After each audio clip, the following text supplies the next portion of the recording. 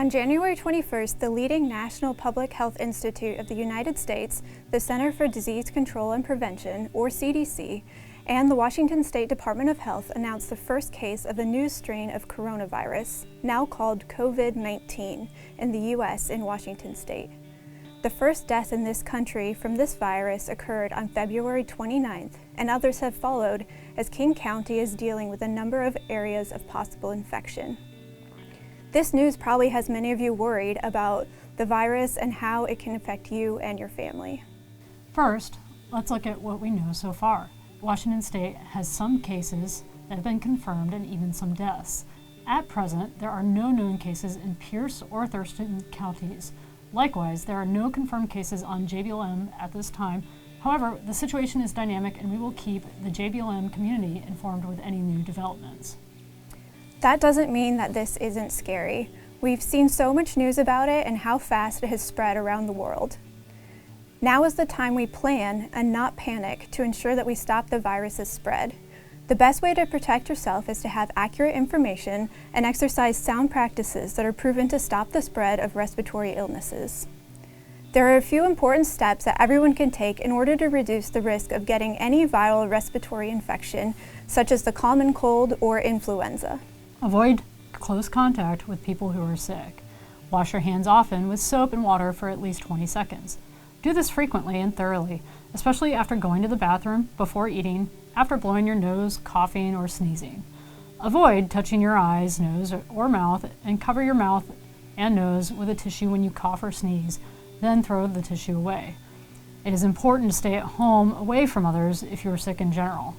Also, clean and disinfect routinely touched objects and surfaces using regular household cleaning spray or wipes. It is also important to know that those who are older and have pre-existing health conditions should routinely practice these preventative health measures. Lastly, a note on face masks.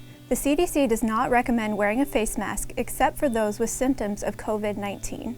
However, healthcare workers and people who are taking care of patients in close settings, at home, or in a healthcare facility with COVID-19 symptoms should wear them. We want to make certain there is enough supply for those providing care to those who are getting treatment. These are all things you should be doing during cold and flu season anyway. So, what are the symptoms of this illness? While there can be a number of symptoms, the ones to watch out for are cough, fever, and shortness of breath. These symptoms are shared by other types of influenza and by the common cold. So, why would you think you might have COVID-19 instead of a cold? Exposure is the answer. If you have been in close contact with a person known to have COVID-19, or if you have recently traveled from an area with widespread or ongoing community spread of COVID-19, you likely may have been exposed. If you have symptoms and have been exposed, the MHS Nurse Advice Line is available 24 hours a day, 7 days a week to help you get the assistance you need. You can also message your healthcare team through the MHS Genesis Patient Portal. If you do not have symptoms and you have not been in a situation of likely exposure, you do not need to be tested. Before arriving to any healthcare facility, call ahead. This will ensure that appropriate precautions can be taken to protect other patients, staff, and the community. If you hear a rumor or come across other information, especially on social media, check it out at the CDC's website to ensure it is or is not accurate. Help keep your community healthy by only sharing accurate information. Thank you, and as always, care with compassion.